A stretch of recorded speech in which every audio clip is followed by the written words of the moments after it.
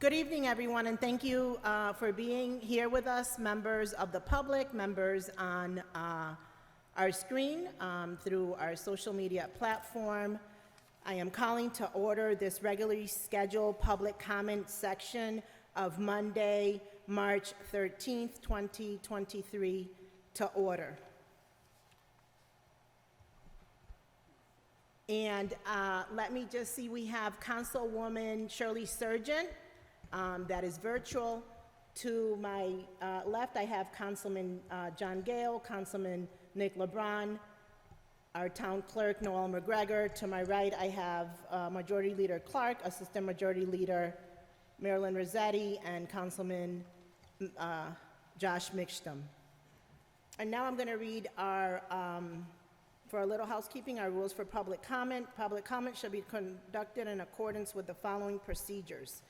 Each person wishing to address the council or committee there shall, upon recognition by the presiding officer, give his or her name, address, and if he or she represents a group, shall in addition state for the record the name and address of said group or organization, and shall limit his or her remarks to 3 minutes. All remarks shall be addressed to the council body and not to any individual council member. Any persons making personal, impertinent, or slanderous remarks or who becomes boisterous while addressing the council shall be forthwith barred by the presiding officer from further audience at said meeting unless permission to remain is granted by 2/3 votes of the council members present and voting.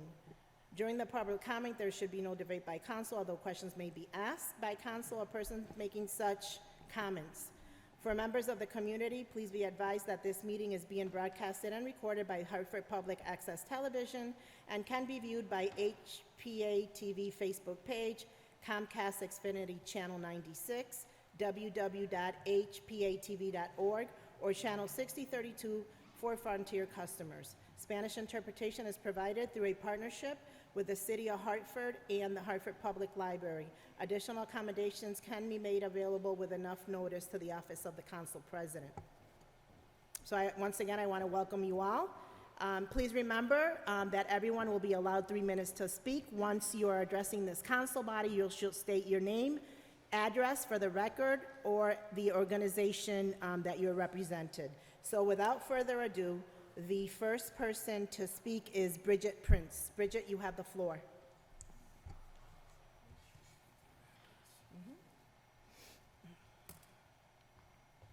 Thank you, Council, for allowing me to speak. My name is Bridget Prince. 41 Bidwell Road, East Hartford. We'll use that address today. I'm sorry? 41 Bidwell Road, East Hartford. I'll use that address today. Thank you. You're welcome. Next week I might have a Hartford address or Manchester or Glastonbury, but today we'll use that one. Thank you, Council, for allowing me to speak. Tonight I am here seeking answers and clarification. In reference to the continued flooding and sewage overflows, it is my opinion that neither MDC, that's the Metropolitan District Commission, nor the City of Hartford are claiming responsibility for a problem which is becoming increasingly worse. To this point, climate change, as well as negligence, has been identified as a factor of these ongoing tragedies, so it's something that really needs to be addressed in the short term. Regarding climate change, it's here. If nobody's noticed, and one way we can actually see that is here is by the mild winter that we have. While squirrels are still running around in the winter, it's snowing in California. So climate change is certainly here. It is my understanding that the city is responsible for what's above ground, while the MDC is responsible for what lies below ground. Simply put, the separation of the sewage and stormwater pipes, which would stop the sewage backups, are MDC's full responsibility.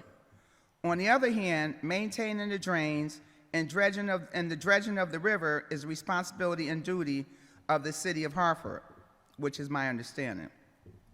With that stated, it is also my understanding that the city wants to do a study before dredging the river and or before hiring the man and woman power in the Department of Public Works, which are necessary to address these concerns. The staffing shortage of DPW workers is apparent. In fact, there was a time when basic routine maintenance of the city's drains was the norm. While that remains a correctable problem, the bigger problems are the studies, quote unquote, that the MDC and the city are requesting. Don't you mean estimates? Council, the city of Hartford already knows that the drains and streets need to be cleaned and maintained. Furthermore, the city knows that the Park River and perhaps other bodies of water need to be dredged. So what needs to be studied? Or is this code for we're not interested in any real fix to this tragedy? No, Mayor Bronin and Chief Mike Looney, it's not a study, it's called an estimate, which should take place in, at a minimum, a couple of weeks. Where's Hartford's sense of humanity and duty? Those victims of floods and sewage overflows want to know when and how long will it take for the city to begin doing its part to stop the flooding and sewage overflows. And just as important, when will the city of Hartford recruit and hire resident workers in DPW so the city can do its part in eliminating its third world country flooding and sewage overflow problems that are affecting the predominantly Black North End? Thank you. Thank you for your comments. Thank you. Next to speak is Mark Anderson. Mr. Anderson, you have the floor.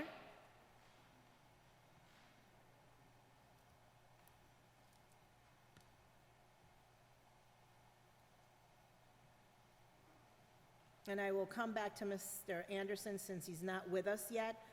For the record, I want to recognize that our corporation counsel, Howard Rifkin, is with us this evening. Next to speak is Heather Nelson.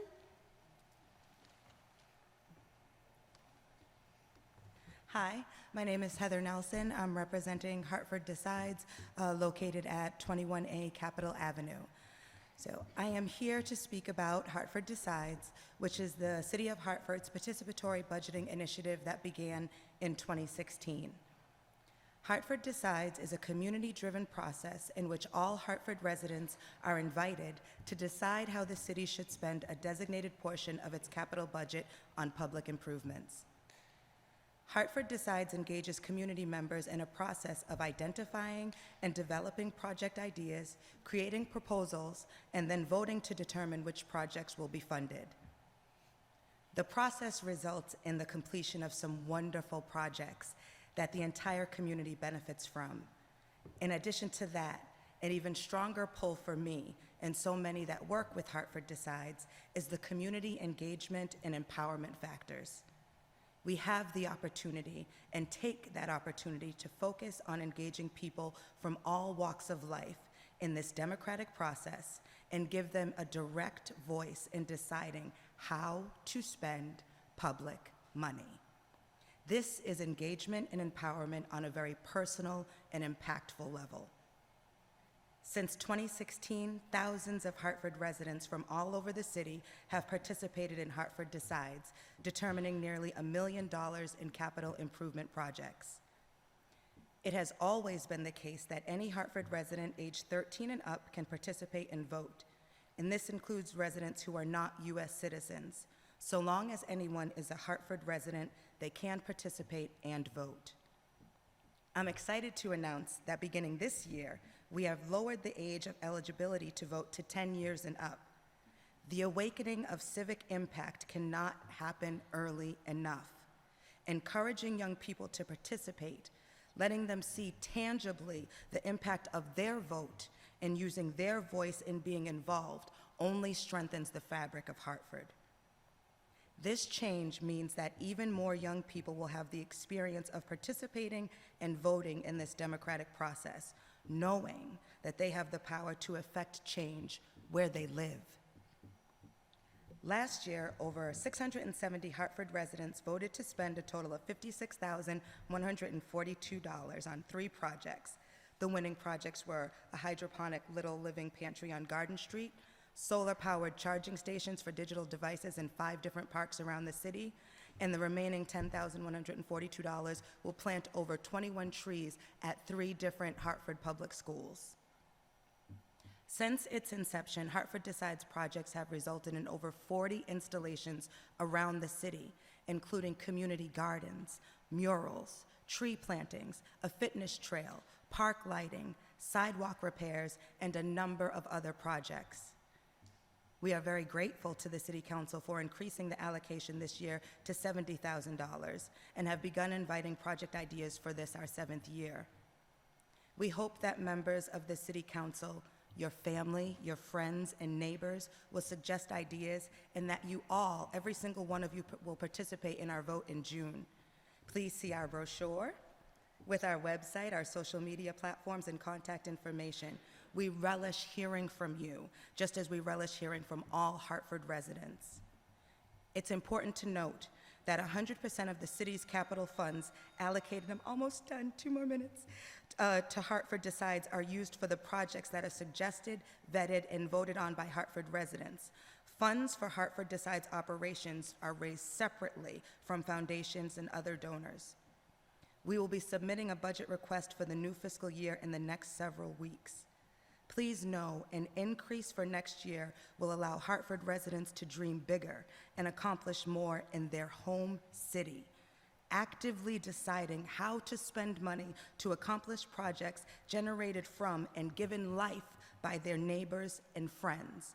Projects that will benefit all of Hartford, the North End, South End, East and West, and draw even more Hartford residents into this democratic, community-driven process, affirming what the past years of Hartford Decides have proven and continues to show, that your ideas plus real money, it really does indeed equal a better city. I'm happy to answer any questions you may have. Thank you so much for your time and for your continued support of Hartford Decides. Councilman Mitchum, you have the floor. Thank you, Madam President. Thank you for the presentation, and all of you who are from Hartford Decides for the work. I just have a very sort of small logistical question. I see on the flyer that you have some events listed, 3 in Parkville and 1 farther in the South End. Are there going to be some North End events as well, just to so that you really are reaching every place? Yes, there are. We do have several. We have a new program manager that we were able to hire with our our grant dollars, and so yes, we have several. And if she can come up and tell you some of the other meetings that we'll be having to engage the community. Sadie. Hello. So what I've been making sure of is that instead of just kind of approaching a place in the North End, I've been communicating with residents. For example, Joanna Evino, we communicated yesterday about places that she frequents and that her community frequents, so such as the library in the North End, the Parker Memorial Community Center. But my idea is to also go a little bit deeper. We're also going to be going into like Scott's Bakery items, community places like that where residents are really going into, and maybe these are residents that also haven't frequented the library before. So we, instead of, we're bringing the table to our residents. Yes. Thank you.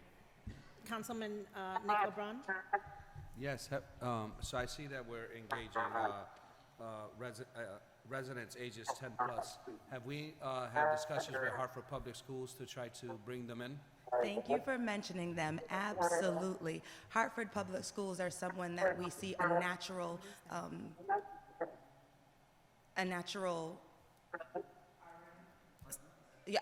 partnership with. Excuse me for a minute. For those of you who are virtually, could you please mute your phones?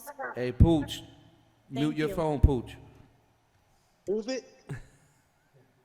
I ran, mute your phone. Okay, thank you.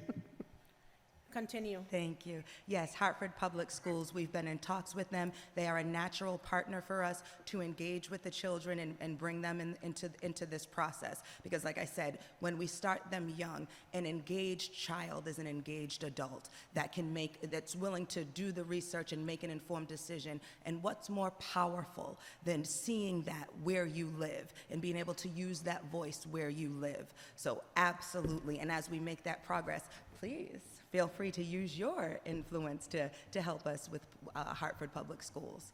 It's a natural connection. Thank you. Are there any other questions? Thank you for your comments. Thank you. Next to speak is Tanaya Taylor. Hi, y'all. My name's Tanea Taylor. I'm Executive Director at Nonprofit Accountability Group. We're an anti-racism arts and mutual aid organization based in Hartford, Connecticut at 609 Farmington Avenue. I came to comment on Hartford's use of the ARP money, and I have a list that was drafted by our Renews Coalition, which is a coalition of different environmental justice organizations around Connecticut, consisting of advocates and organizers of anti-racism and environmental justice. So one is to audit both public and private costs, file a lawsuit against fossil fuel companies for their role in causing climate change, as other communities and states have done, direct federal ARPA money, IIJA, EJA money, and IRA funds to projects that will reduce climate pollution and benefit residents most in need, including energy efficiency. I just want to stop her, Miss. Hi, Tanea, there's an echo that seems to be coming in, and I don't know It's very if hard you're to on a hear. speakerphone or... If you could maybe speak a little slower and a little louder. It's just we're having trouble making out what you're saying. Yeah, hearing you. Sorry about that. Okay, what about now? Can you guys hear me? Yes, if Or- you can That's talk a better. little bit, slower and a little bit higher, we could perhaps hear you. Because there's some kind of noise, like a rattling noise going on. Yeah, in the back. it's the rain because I'm outside. Okay, Sorry. Okay, so how about, is this good? yes. Okay, so energy efficiency. So I'm talking about direct federal ARPA, EJA, and IRA funds to projects that will reduce climate pollution. I heard Bridget talk about climate change earlier today, and Hartford is a frontline community. We are a society, a population most impacted by climate justice because of things like flooding, pollution, sewage backup. They don't clean our trash. They're not like dredging, and they're not, taking care of the facilities. So we will have more flooding. We will have more being impacted by natural disasters. So I'm sorry about that. And Sharon Lewis, who is a Hartford organizer, has been advocating because she's been affected by it, as well as many others. So I can't imagine having sewage in my home. So I hope that is taken very seriously. But, to continue, April 21st, we have the Youth Climate Advocacy Day, and that will be at the state capitol. So I just wanted to give you guys a heads up. It's from 8:30 to 3. We invite all youth advocates to come. If you run a Hartford organization, if you're involved in youth justice, food justice, and advocacy, please show up for us. But again, if you have any questions, just email me at info@naghartford.com or just text me 860-840-7287. Thank you, guys. Thank you so much for your comments. Next to speak is Gladys Rivera.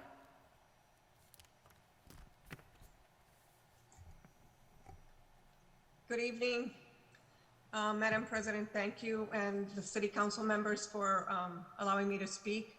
My name is Gladys Rivera. I'm at 136 South Street in Hartford. And I'm here I did send a letter to the council individually, and just here in support of having you consider voting for Amilcar Hernandez for the seat as City Council for the 6th District. I know Amilcar for a very long time. He is the treasurer of the CICD Puerto Rican Parade and has been a long-standing member, him and his family volunteering in the community. So I just wanted to reiterate my support for him and just hope that you guys really consider him for that 6th district seat. Thank you. Thank you for your comments. Next to speak, Damaris Rios. Hello, good evening. I am also here to advocate for Amilcar Hernandez to fill in the City Council vacancy seat. I believe he has the qualifications and the leadership to provide support in the community, also advocate. And he is also very neutral and objective, and is able to gather information from communities and address concerns as they come, and I just feel like he will definitely be a good fit for this role. So here to advocate on his behalf. Thank you for your comments. Next to speak is Iran Brugueras. Hello, good evening, guys. My name is Iran Brugueras, currently at 693 Park Street. That's actually my business address. I'm a business owner here in the city of Hartford.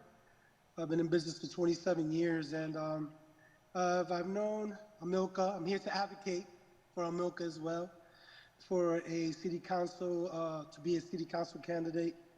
And I hope that you guys consider him. He is a man of honor. He is a great father, man of integrity. And I've noticed his changes. I've noticed changes in the Puerto Rican Day Parade last year since he's been involved. And it was a very organized event. And I've known him for quite a while, and I stand right behind him, and he will be a great asset to the city, for the city council seat. That being said, I hope you consider him, and I wish you guys a great evening. Thank you. Thank you for your comments. Next to speak, Magali Hiraldo.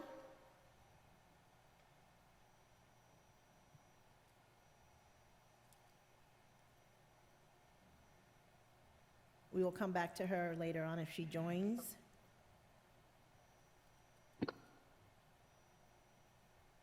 Deandra Robertson. Good afternoon. My name is Deandra Robertson, and I too am a Hartford resident representing 27 Sunset Street, Hartford. I too am here to stand behind Amilcar Hernandez in advocating him as a candidate for the city council.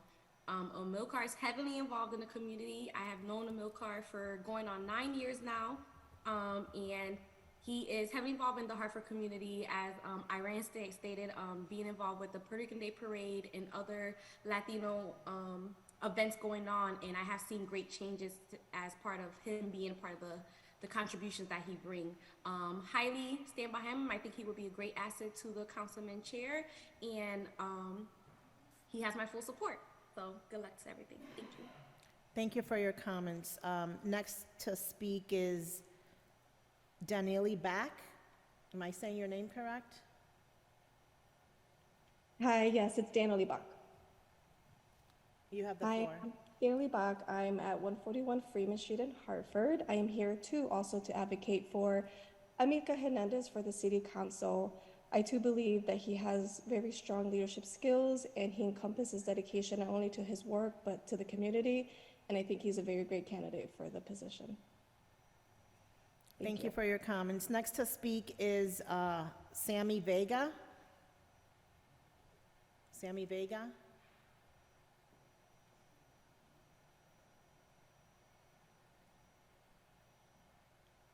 Okay, do we have Liberty Ortiz? Okay. Hello, everybody, and good afternoon. My name is Liberty Ortiz, and I'm going to try to use my 3 minutes to speak on behalf of Amilcar Hernandez, and why I would like to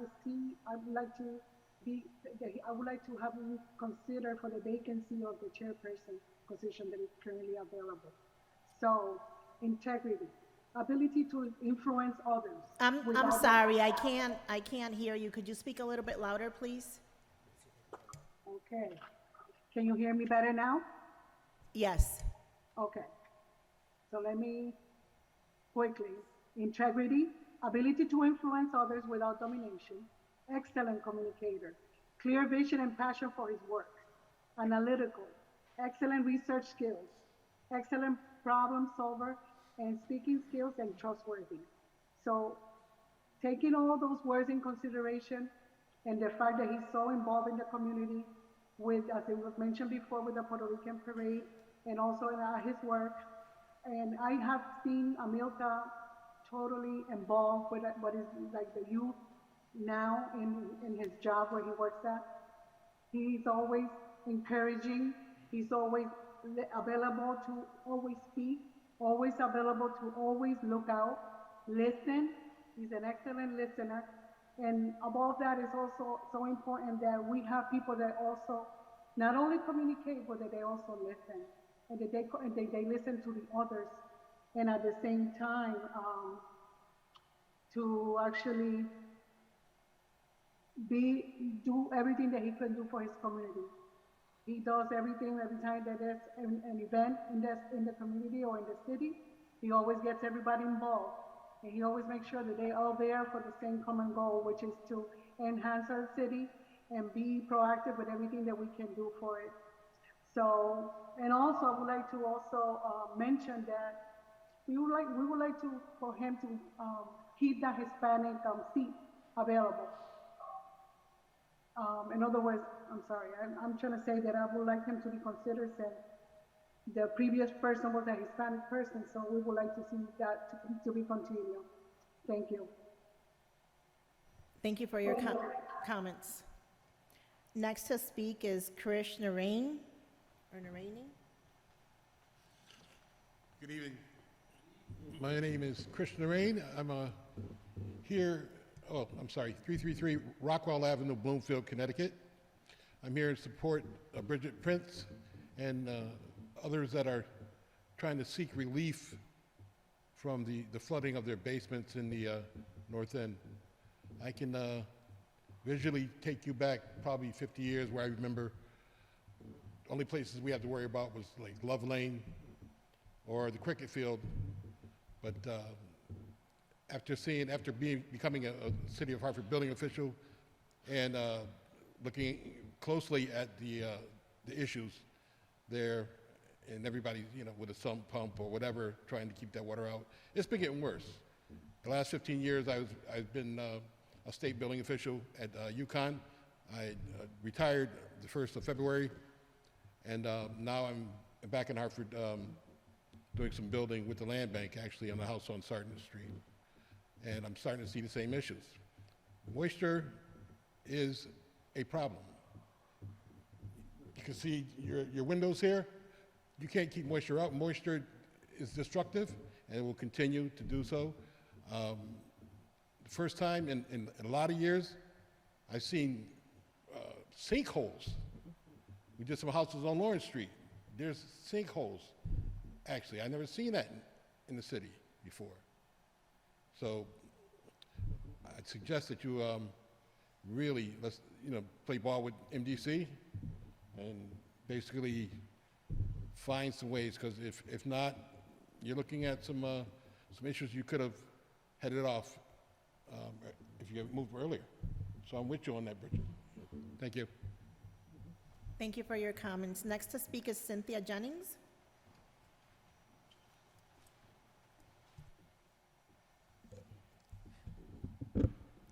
Good evening.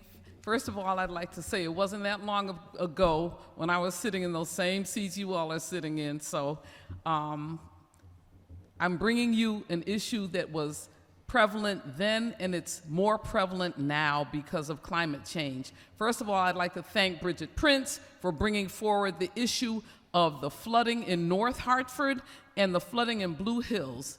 So right now we're in a situation where our people are faced with a serious health condition, and that has to do with moisture. When Krishna Rain was talking about moisture and water, it's not just the buildings that it affects, it destroys health. It brings in mold, cancers, respiratory conditions, and other health conditions that we are all suffering from living in the city of Hartford. I would like to recommend that the MDC be financially responsible for repairing these flooding issues in the North End.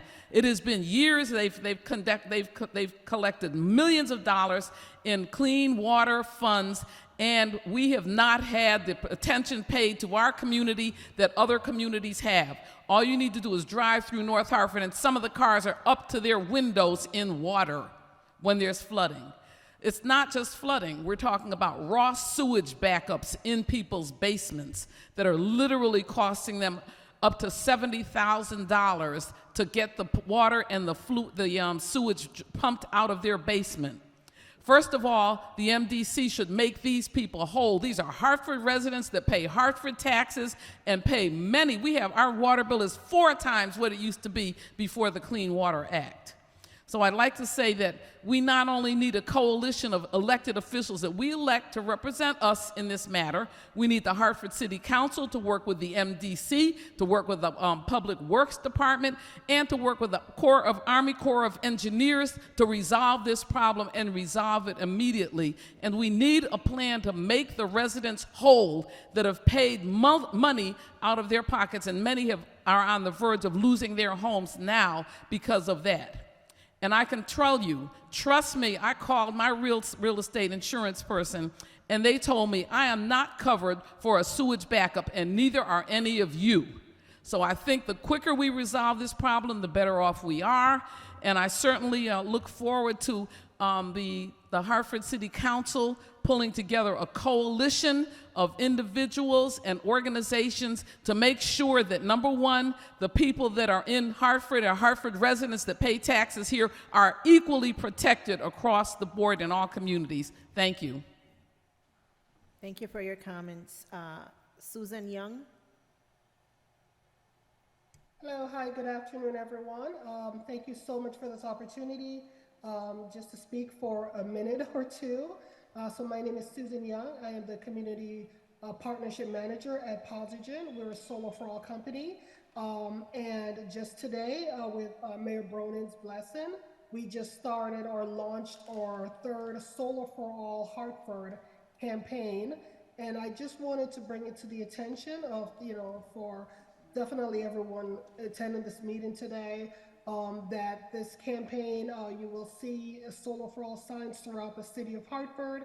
It's all about making Hartford cleaner, greener, having families home be more energy efficient. The program that we offer is no money down, no credit score required, and it just makes solar and energy efficiency affordable to everyone. We are supported by the Connecticut Green Bank, and we've done this will be our 11th campaign in the state of Connecticut. We've done many other towns already. So again, just thank you for the opportunity even to speak for a moment. And I do want to say thank you also to Mayor Bronin and Cecilia with the Director of Sustainability for their blessings on this. And we are looking forward to working with the City of Hartford to bring in solar and energy efficiency to everyone, every family, especially those who need it the most. Solar for All, and thank you, everyone. Thank you for your comments. I see that we have some individuals that have not spoken on the screen. Is there anyone that wishes to address this council body?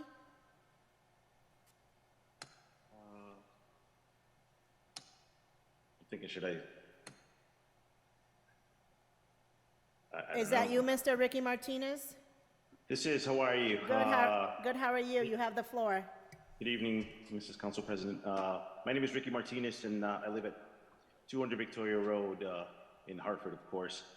And just wanted to say hello to everyone, let you know that I myself put my name in the hat for the open council seat, and I'd love to to see what everyone is saying here, and go from there. I just wanted to present myself and let you all see a face, put a name to the face, and God bless you guys, and thank you. Thank you, Mr. Martinez, and we have received your cover letter and resume. Thank you so much. I thank you, ma'am.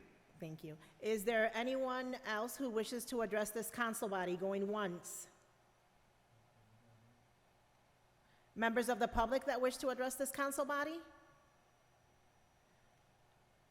And going for a third time, is there anyone on the screen that would like to address this council body? Okay. That concludes our public comment section.